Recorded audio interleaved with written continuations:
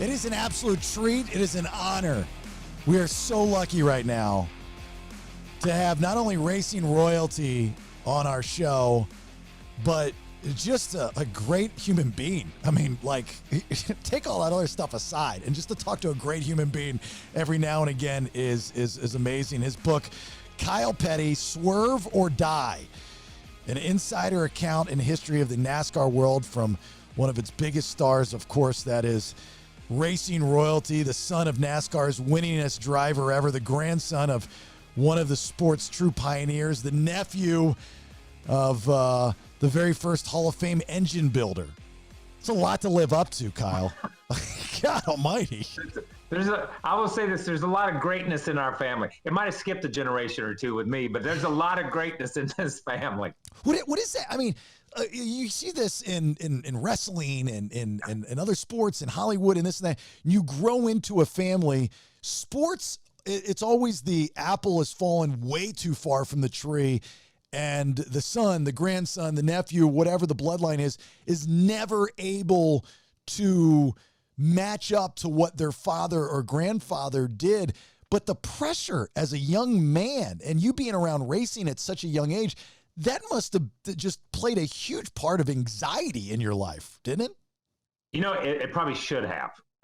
It probably should have. This was the first indicator that I might have been a little bit off, and my DNA may have been a little bit strange, because it didn't. It didn't. And I think the reason being this. My grandfather had won a lot of races and won 3 championships, and forever Richard Petty was Lee Petty's little boy. Lee Petty's son. That's the way they referred to him. He was not Richard Petty. He was not the king. He was in the shadow of Lee Petty. And then as Richard Petty came along, obviously I was in that shadow. And as Adam came along after me, then obviously that shadow was cast even farther. But the thing was, I was able to see very early on that Lee Petty and Richard Petty were 2 totally individual people. They didn't approach racing the same. They didn't look at life the same. They were 2 individuals. So that allowed me to be an individual. That allowed me to not say, I've got to copy my grandfather. I've got to copy my dad. I want to emulate them. I want to be like them. I want to look up to them. They're my heroes. But we all don't. We listen, very few times do we ever live up to our heroes' expectations or what our heroes have done. That's why they're heroes. They're special people. And I look at my grandfather and my father that way. And you just go out and do the best you can. And that's, you know, if you follow me on Twitter or Instagram, my profile says just Kyle. Doesn't say Kyle Petty, it says just Kyle. And I've been very, very fortunate that somewhere in my head, I've been able to live as just Kyle all this time. And if you look at, you know, all of your accolades and your resume, you're not only just a racer or a driver, but also in the music world, and, you know, you've done a lot of things. And it, to me, as an outsider and as a fan looking in, I'm going, okay, you're the Petty that said, okay, yeah, I could get into the family business, but I'm kind of the black sheep. I want to do some other stuff. You know, and at another early age, I don't want to get to be 100 years old and be that guy at the nursing home when they're all sitting around telling stories and somebody says, man, I had a chance to fly in an airplane and do loops or do aerobatics. And everybody looks around and I got my hand raised. Did that. And that, you know, when they say, man, I had a chance to ride a bull one time and I didn't ride it. Did that. I had a chance to fly around the world on the Concorde, but I didn't take it. Did that. Mm-hmm. You know what I mean? I want to be that guy that lived. I want to be that guy that lived. And listen, there's that old saying, and I just swear, just heard this the other day. There's that old saying, jack of all trades, master of none. Okay. But that's only the first part of the saying. I didn't realize that was only the first part of the saying. It's jack of all trades, master of none, but I'd rather know a lot of trades than just know one. And that's the rest of the saying. And for me, that was me. I would rather know a lot of trades. I just want to try things. I'm not afraid. And if you read the book, I'm not afraid to fail. I'm more afraid not to try. And I think I probably got a little bit of that from my mom. It's okay to stand up and make a fool of yourself or do whatever you want to do, as long as you're you're enjoying it. And as long as you believe in what you're doing, then you're okay. Who told you the rest of the saying? Because that's the first I've ever heard it. So now when it comes up and I get to finish it, I want to say, oh, my buddy Kyle Petty told me the rest of it. Yes. Yeah. Okay. It's one of those crazy TV shows where they have celebrities and they're trying to guess different. I can't remember which one it was, but it's one of those crazy where everything's funny. But when they said it, it just struck me. And I thought, oh my gosh, that's the rest of the saying. And they say it's always been used as a negative connotation, but it's more of a positive saying when you get it. I listen, I looked it up on Twitter or excuse me, on Google or one of those, and it's there. I promise you it's there. It's real. Now, this carefree, spontaneous attitude, which, you know, it's funny, we talk about it.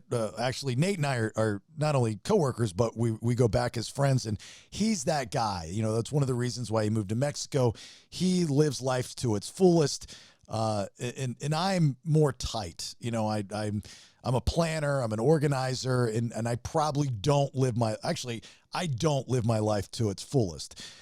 And as you get older, that mindset kind of changes as you experience certain things in life that it changes. I just talked to a buddy of mine that has testicular cancer, and we had that conversation.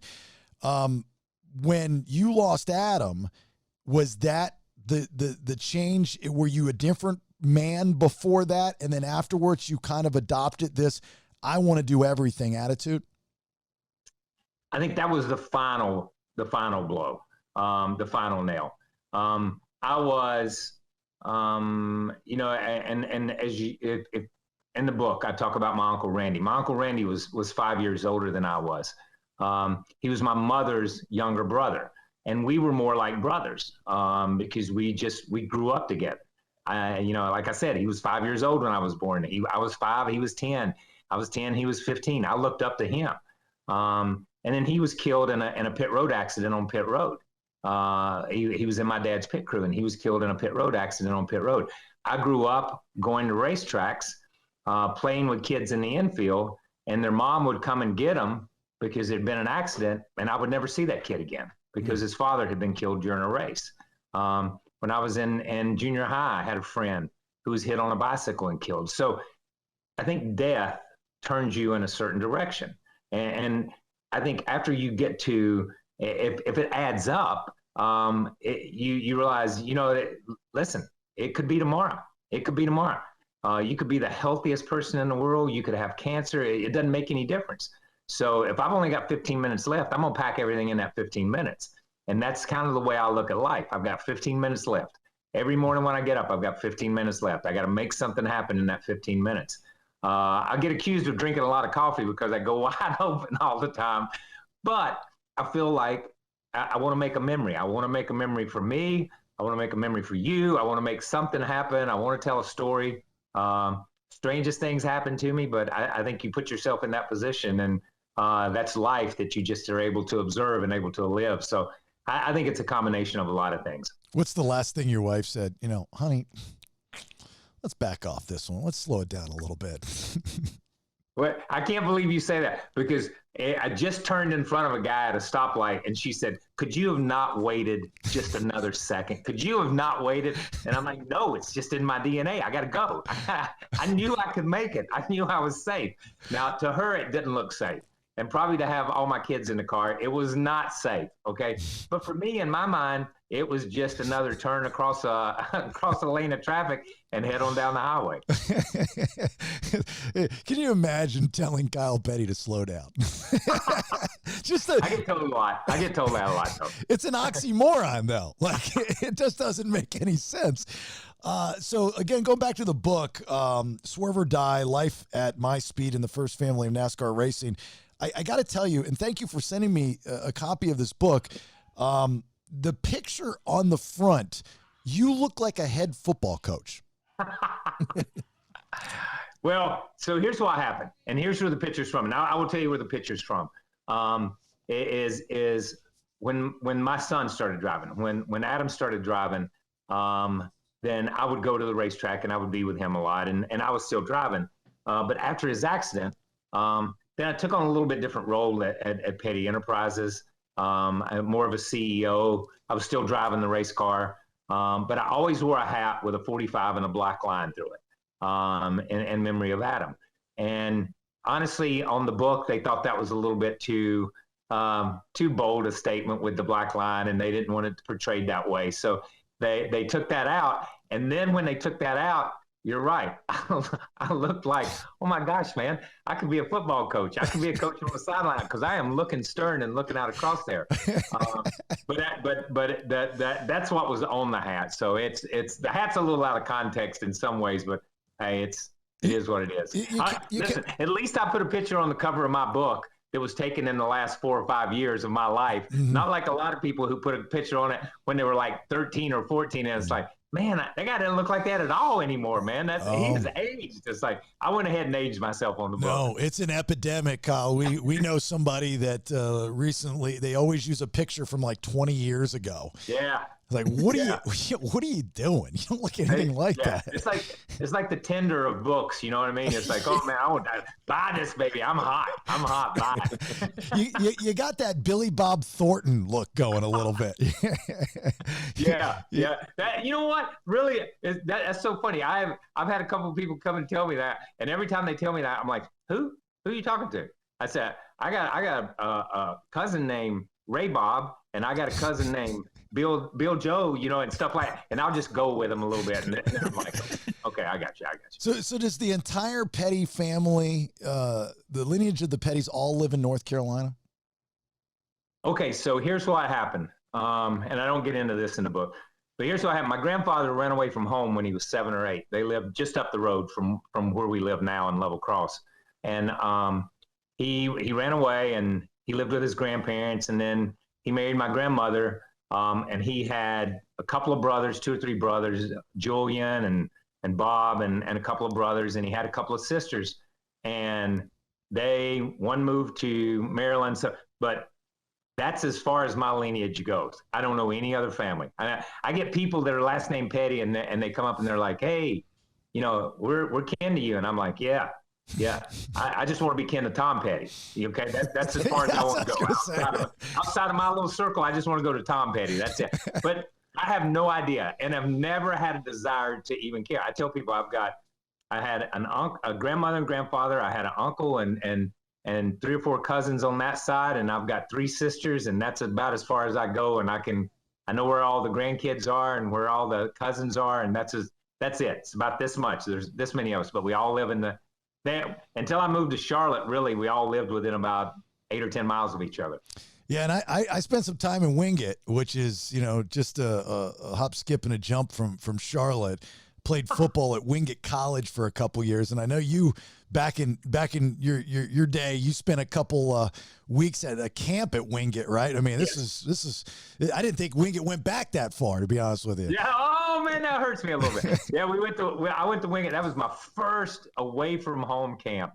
There was a coach named Dick Bubas, and I think he coached over in Duke or somewhere. And I went to school to camp there. It was a sports camp, all sports.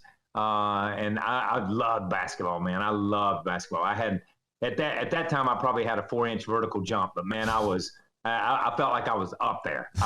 So I went to camp, and I lasted about a day in basketball, and then there was some good-looking young ladies that were taking tennis, so I switched my major to tennis for that week.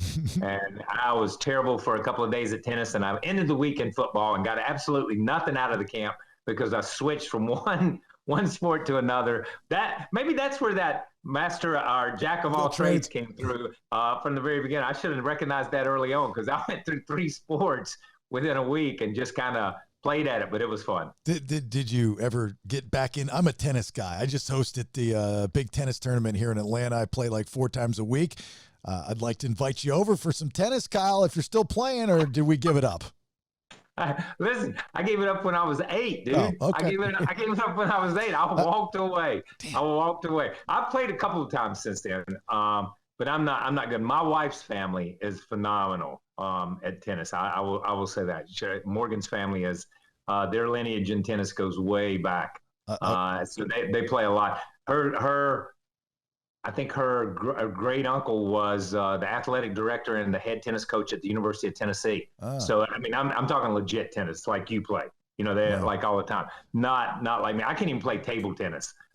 You know, I'm terrible, man. I was gonna say, dude, we can play, and if I win, I would get an autographed Kyle Petty Hot Wheels car. Just because that was that deal you had with Hot Wheels, I thought was just ingenious, and I did a little research on it. That was your idea, wasn't it? Yeah. But so let me. I will send you a Hot Wheels car. Not to have to play tennis. Okay, that's easy. You know what I mean, that's a better deal. Listen, I tell people I cut that deal. We cut that deal with Hot Wheels, and it was a very traumatic experience because I'd had so many spankings in my life with pieces of Hot Wheels tracks. My mom would take that little piece of rubber Hot Wheels track and just pop my rear end when I was bad. Yeah. So it was pretty traumatic to go back to that later in life, but. The Hot Wheels car was fun. The two, for my time in the sport, the two coolest cars that I had a chance to drive and listen, from the inside, you can't see what the car is painted like. You don't care. But that mellow yellow car that I drove for Coca-Cola and drove with Felix, that was my car, man. And then when Hot Wheels came along and had an opportunity to do that, it just opened the door for a lot of kids. And that was the deal. It drew a lot of kids to our sport. And that changed little boys, little girls. It didn't make any difference, man. You had that Hot Wheels car, you had that track, you did the loop. That was the whole deal. So that was a special thing. Do you remember your 2003 Martinsville Dodge Intrepid number 45 car with American flag paint scheme? Yeah. My buddy. Yeah, we run the American flag a couple of times with PVA, Paralyzed Veterans of America, and Marathon Oil. They did a lot of stuff. There were we've had some cool paint jobs. Most of the time I tore them off on a wall somewhere and ruined them. But, they started the race cool. That's the main thing. I got some still pictures of them that were pretty cool. My buddy owns it. Oh, no way. Yeah, he bought it at Ryan Sieg's race shop. Oh, no way, man. Yeah, cool. Yeah. That is crazy, man. What's he do with it? I don't know. I just learned about it last night because he's a big, race guy. And I was judging a Hot Wheels, they traveled to look for the, yeah. So I was a judge when they were here in town not that long ago. And here's the deal. Here's the deal. If he takes it and vintage races it and has fun with it, cool. If he just goes out in his garage in the dark and sits in it, you need to get another friend. Okay, I'm gonna let him know that because I don't know what he does with it. I didn't even know he owned it, and I've known the guy for years. That's cool, though, man. That's really cool. Well, so when he told me that, I'm like, I guess I never thought about it, but there's so much memorabilia history that you have from you and what you've accomplished, your family, and is there anything that you're missing that you wish you still had? You know what? Not really. But here's the thing. Here's the funny part is, so if you go back to my grandfather started racing in the late 40s, and they just raced stock cars. And if they wrecked them, they would just push them out behind the shop because you couldn't fix them. They were road cars, and they didn't have time to spend working on these things. So when I grew up and was born through the 60s, we would go back there and sit in these cars and play like we were racing. You're in the junkyard and you're sitting there and got car numbers painted on it and all that stuff. And then I started racing. We started adding on to the shop. So we dug a big hole and buried all those cars. And then all the cars my dad raced, we would cut them apart and bury them, or they would go from one season to the next season. So, really a 67 car, you might still be racing it in 1968 or 69, parts and pieces of it. So we basically looked at that stuff as junk and threw it away. And then one day somebody said, "Oh man, I'll give you like $15 for that fender." And it's like, oh my gosh, I know where there's a gold mine. And we started digging stuff up and selling it. But it is funny that almost everything after I came along in the late 70s and early 80s, we had a big enough shop and had a big enough place that we just kept stuff. So I think we went from trash guys to hoarders, and we just hoarded everything. So we've got a lot of stuff. A lot of stuff my dad had, a lot of stuff, everything Adam ever had, well, we still have. And a lot of stuff that I have. And if you go to my dad's shop and go to the museum there, They rotate cars in and out of it that I've driven, that my dad's driven, that Adam drove, that my Uncle Morris worked on, that the whole family, the people have driven for us have driven. So it's pretty cool to see that. I would think the hats would be just as popular as the cars.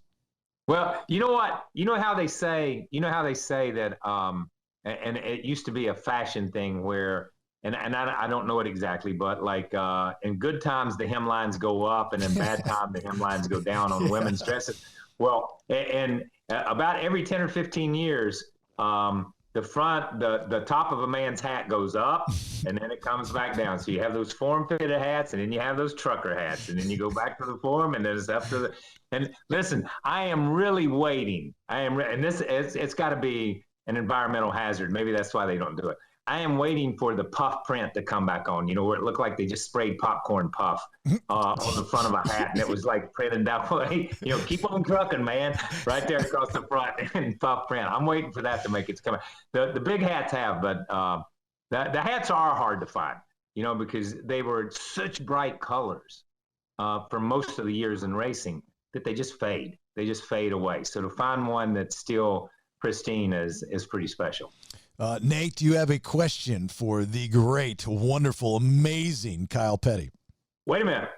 Nate's going to talk. I thought this was more like Penn and Teller for a minute there. Now, because Nate has said nothing, so I thought that's where we were at. Because I got a big mouth. So hopefully you know sign language. Yes, sorry. Take it away, Nate. Ask anything you want. Yeah, Kyle, so I've always been curious, what do you guys do in the car when you're driving? Or I don't know if you do something different, but like, are you listening to music? Are you eating? Do you have like food and snacks and stuff with you? Or are you just so focused on the race? No, listen, you are so focused. I tell people this, and I know it's crazy, and because and listen, this is not going to be politically correct, so I apologize right off the bat. No. The most asked female question is, what do you do when you go to the bathroom? What do you have to do? Okay, you don't, because your body just shuts down. Your body, your mind is focused on one thing. You notice nothing else. You don't notice the heat. It'll get to 140 or 50 degrees in the car. You don't notice the heat. You don't notice things. You'll run a race. We used to run races, and when the race is over, you'd have a blister on the bottom of your heel about as big as a 50-cent piece from where your foot had burnt. But you didn't notice it until you got out of the car and started walking, because you were focused on one thing.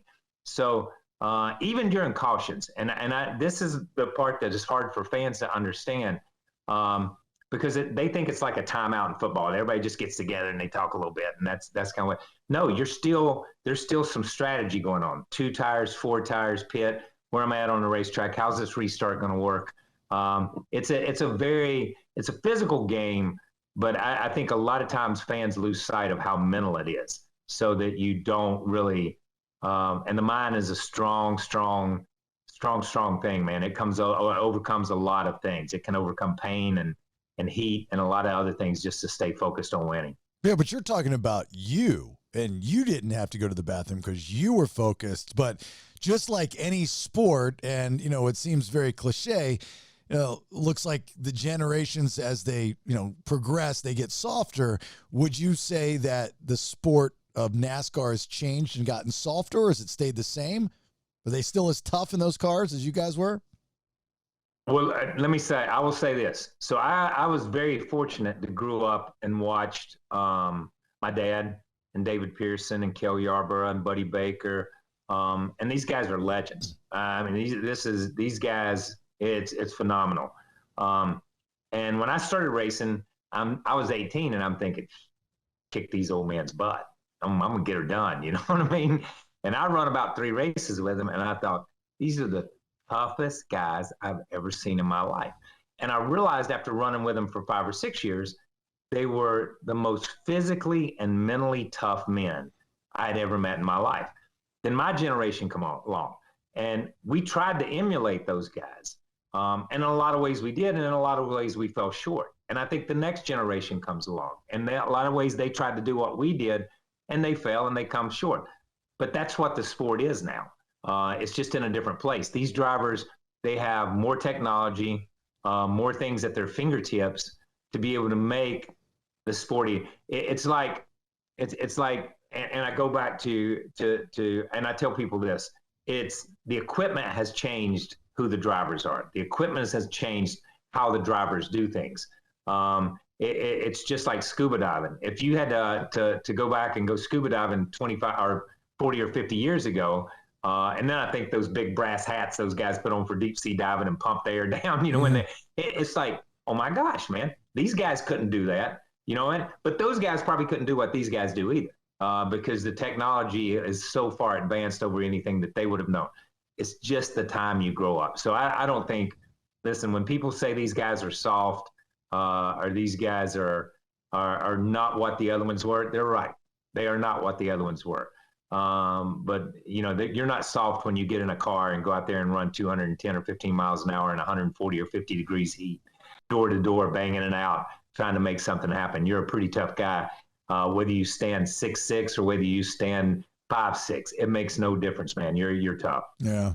They always say baseball's America's pastime. Would you say that NASCAR is the most patriotic sport that we have? Major sport? Any sport? You know what? I think NASCAR has stayed probably more true to that at this point. I think we were based, and I'm gonna put it to you this way: a lot of people, and it's true. It is true. I'm not going to deny it. I tell people all the time, my grandfather was in the beverage transportation business, which means he ran moonshine. That's okay. That's okay. He ran liquor. But a lot of this sport was born, and a lot of stock car racing was born from veterans coming back, and the boys that came back from World War II and had seen such carnage in Europe and had seen such devastation and so many things happen. You can't take that 21-year-old kid and put him back on a tobacco farm in rural North Carolina. He has seen the world. It's different. It's a different world than what he ever thought he would ever see. And to let off steam, they drank, and to let off steam, they pulled the fenders off their cars, and they went out in cow pastures, and they raced. So from the very beginning, there's a veteran aspect of this. There's an American aspect. It's a Southern sport. It's a Southeastern sport. It's an American sport, stock car racing. It's not some fancy butt race car with no fenders and all this other stuff and European sounding names. It's, Jack Smith from Greenville, South Carolina. It's Lee Petty from Greensboro, North Carolina. It's these guys. So I think they've stayed true to that. I think the owners of the racetracks, the sport has stayed true to that. And still to this day, when you hear the prayer before the race starts, the national anthem's there. And I will say this, and I'll just go out on a limb and say it, is when you see people sitting in the grandstands and not standing for the national anthem, you see somebody beside them lift them up and hold them up for the national anthem. They don't have to stand. They get held up because that's what this sport believes. And I applaud that, to be honest with you. And truth be told, I'm not the biggest NASCAR fan, not because I dislike the sport. It's just I never got into it. I've been to Daytona. I've been to races before. I know about, racing and racers. But I'm a football guy, grew up in football and then now tennis. But what the problem that I see with a lot of the, let's say, big four, major four, is with the idea of broadening their brand on an international level, they lose a lot of the history. And there's nothing wrong with being proud of where we were at in our country and to have a sport that is derived from that. I applaud NASCAR because, don't get it twisted. NASCAR has stayed true to what it is, but also evolved with the times. Your father was a huge part of that with Bubba Wallace.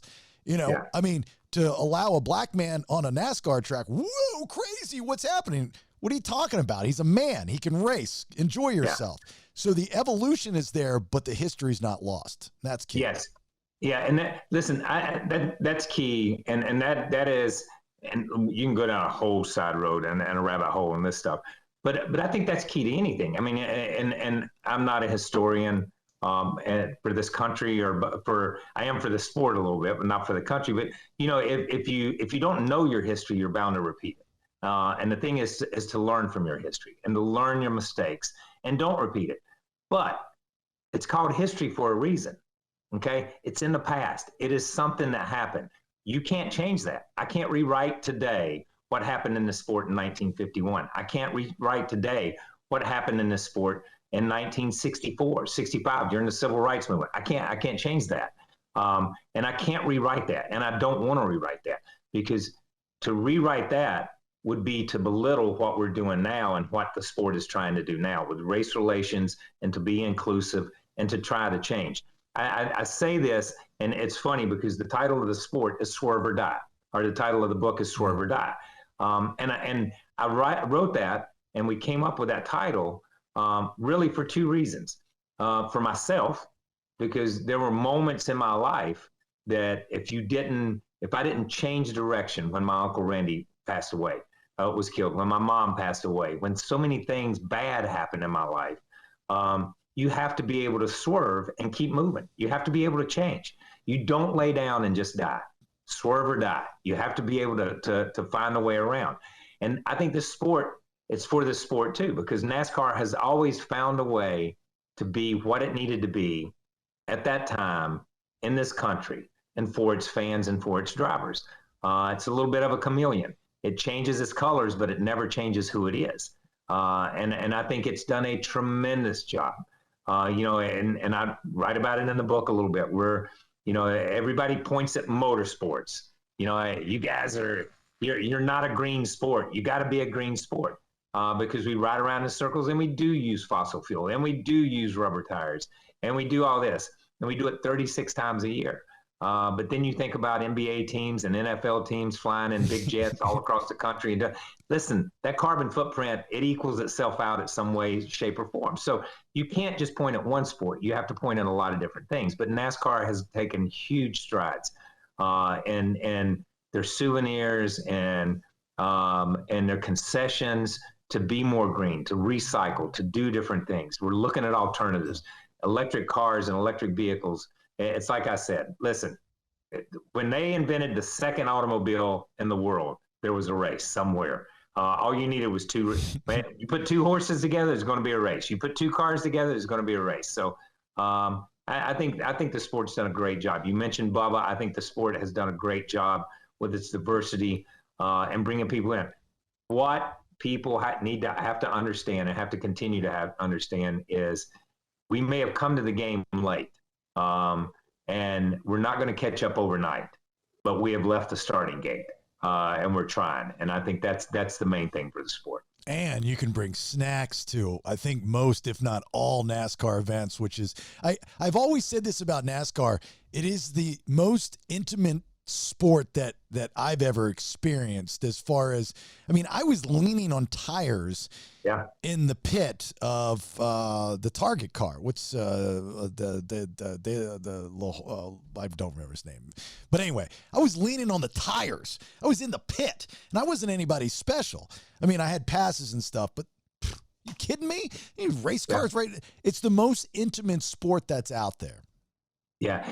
If you're a fan, and a lot of times you can get to that place and meet the drivers and meet the crew chiefs. And like you say, it is you being on pit road, standing there with the tires, standing that close. You're within probably 3 or 4 feet of the crew chief who's making the calls. So that would be like standing on the sideline of an NFL game and standing that close to the coach, the head coach, or the offensive line coach, or the defensive coach, as they make calls and send out. Yeah. That's how close you are. You're that close to being in the game at that moment. So it's always been that way. It's just, and that is one thing that I think they've done a great job of not getting away from. Insurance raises its head every now and then, and you have to back a little bit. You can't allow people in certain places because there's not enough insurance coverage in the world to make that okay. But at the same time, you can still get really close. Can you imagine an all-electric race sponsored by Whole Foods? Yeah. It's coming, right? I told people, I've been electric racing my whole life. I had a slot car track when I was 6, man. I've been electric car racing forever. So, yeah, it just comes full circle for these guys. But it will, before it's all over, you're going to see something that far, and that's going to be one of those things where you just scratch your head and you're like, okay, if that's what we got, that's what we got. We just keep moving. That's interesting. Nate, do you have any more questions for Kyle Petty before we let him go? Yeah, I mean, obviously you got into racing because your whole family's in it, but what would have been your backup plan? I know you're also a musician, but was there some other career path that you were going to go into, but you went into racing? So I say this as from the time I was born, my mom had this dream for me that she was going to buy the soda shop slash pharmacy in town, and I was going to be a pharmacist. And she held on to that dream. She held on to that dream until I was 18 and started driving a race car. And I used to always kid with her because I got a little bit of a ponytail and always have had long hair. I used to always kid with her. I know I look like a drug dealer, but I'm not going to be a pharmacist. It's not going to happen for you. You know, it's just not going to happen for you. But the thing is no, I had no backup plan because I was so, and I'll explain it to you guys this way. Is I'm from rural North Carolina. And when I say rural North Carolina, we were, 20, 30 miles from the closest really big town where they had a theater, where they had a McDonald's, man, when I was growing up, that kind of, you're out in the country, and people were chicken farmers. They were dairy farmers, raised tobacco. They were farmers. And, the kids went to school and then they went to work on the farm. The kids that lived in the city were mill workers. They worked in mills. My grandmother, Owens, my mother's mother, grew up, she worked a mill job, worked second shift her entire life. She worked second shift. And that's the community that we were from. Very few people ever broke out of that community. We were the anomaly because we raised race cars. That was what we raised in rural North Carolina. And the thing is every kid I grew up with just did what their dad did, just did what their mom did, just did what their parents did. So I never thought about not doing what my parents did, not doing what my granddad or my dad did. So I didn't have a backup plan. I played in the high school band and I loved music, and that's where my love of music came from. I was a band geek, played saxophone, so I right off the bat. But it was, I went to such a small school. I played in band, marched in competitions, was in a marching band, but I also played football, basketball, baseball, and ran track because we had such a small school. Everybody had to play everything, or you didn't have enough teams. So I just never, I didn't have a backup plan until it was too late to have a backup plan, and then I just had to stay with Plan A no matter what happened. Did you have an issue as a kid with people wanting to be your friends because who your dad and grandfather were? Had no interest in you, but just wanted to come over the house? You know what? And that's a great question. And I've wondered that. Looking back, I've wondered that. But the friends I had, most of the friends I had growing up, and this is another Kyle thing, is I played sports, and I had friends in high school, but I didn't have friends in high school, and I didn't have friends like I had that worked on race cars. I was friends with the guys that worked on my dad's race car. I'd come home in the afternoon and bust it to the race shop, and I'd work at the race shop for 3 or 4 hours until it was supper time at home at 6:30 or 7 o'clock. And those guys, that's who I wanted to be like. I wanted to be like them. While most of my friends were all, riding around in cars and doing all that stuff, I was working on cars. I was going to California on the weekend. I was going to Michigan on the weekend. I was going to Florida on the weekend, and with my parents and my dad, especially in racing cars. So, I never. I tell people all the time I was 7 or 8 before I realized everybody's dad didn't have a race car. I just thought that's what everybody's dad did for a while, But I don't think I ever really had friends that took advantage of it. The guys that I knew, it was pretty easy to tell people that were going to take advantage of it, but not really. Yeah. It's it. I'm sure now looking back, you're like, man, remember that Bill guy? I don't think he was ever really my friend. I should track him down and call him out on that. Yeah. It's so funny. Like when I graduated, there were like 82 or 83 kids in my graduating class. I knew all of them and knew all their parents. And that's the disadvantage of being from a small town too, is that you you couldn't be anywhere you weren't supposed to be because somebody's parents would see you and your parents would know it before you got home. And that's pre-cell phones, babe.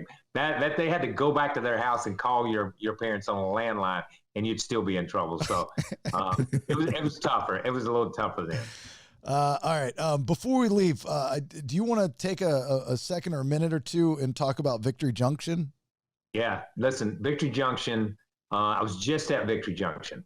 On Monday nights, Tuesday nights, we have a thing called NASCAR Carnival, where NASCAR comes together and NASCAR drivers come over and pit crews come over and do a pit stop. But Victory Junction is a camp that after Adam's accident happened, we got it up and running in 2004. I had driven some sports car races with Paul Newman. Adam and I had talked about a camp at one point in time, and we've touched the lives of almost 100,000 kids now through camp and through our REACH program, where we take camps to kids in a hospital. But it's an amazing place. It's a place where kids are just empowered to be kids. That's all we do. We don't cure cancers. We don't cure blood disorders. We don't cure gastrointestinal disorders. We just allow those kids to come to camp in a healthy, safe environment and to be there and to have a great time. And we're part of the Serious Fun group of camps, which was Paul's original group of camps, his Hole in the Wall gang camp that Newman's own goes to Help Fun. And we've been very blessed to be in the NASCAR community and have so many drivers and so many teams and so many fans keep us up and running and send kids to camp. So it's been special. And you can find out more about camp at victoryjunction.org. And if you know a kid, listen, we've seen kids from all 50 states free of charge. Wow. We'll get you there. We'll get you home. Just come to camp. That's all we care about. So if anybody listening knows a kid, please contact Victory Junction, and we'll make sure we make something happen. And I'm guessing free salad dressing for every kid that attends. Oh, yeah. Listen, free whatever they want. That's the funny part about it. You get kids that come to camp. You know, it's such a competitive world out there, and you'll get kids that come to camp and they'll say, I only drink Pepsi. Okay, you can have a Pepsi. I only drink Coke. Okay, you can have a Coke. You know what I mean? And it's like it's Skippy peanut butter versus Jif. It's everybody that fights in the marketplace when you come to camp. It's Switzerland, man. It's neutral. It's neutral. You got to put all your stuff aside because it's all about the kids, and it's all about making the experience the best week of camp and the best experience of these kids' lives, and that's what we try to do. Well, it's funny. North Carolina is Pepsi country, but you come to Georgia and you're holding a Pepsi, you're going to get beat up. You know, I'm a Coke guy. I've been a Coke guy since '89. We go all the way back to Mellow Yellow, man. Mellow Yellow was the Coke product for me, so I'm a Coke guy through and through. Yeah. Look, Kyle Petty, Swerve or Die, Life at My Speed in the First Family of NASCAR Racing. I can't tell you how much I appreciate all the time. It's been an absolute honor to have you on our podcast and to be able to have this type of conversation with a man like you. It's been an honor. So thank you so much for all the time. No, thank you. Listen, thank you guys for having me and allowing me to talk about the book and talk about this because, it's something that's important to me. Camp is something that's important to me. And that's the main thing. You know, if somebody reads the book and sends a kid to camp, then doing all this is well worth it because that's one of the main goals is to be able to help other people and to help other families. And I went through a lot when Adam's accident happened, and to lose a child is something incredibly traumatic. And hopefully this book will help someone. And remember, 10% of the proceeds go to Billy Bob Thornton, since we used the picture on the cover. For sure. All right, Kyle. Thank you so much again, sir. Good luck with the book, and hopefully we'll talk to you soon, okay? Thank you, man. Appreciate it. Take care. Bye-bye.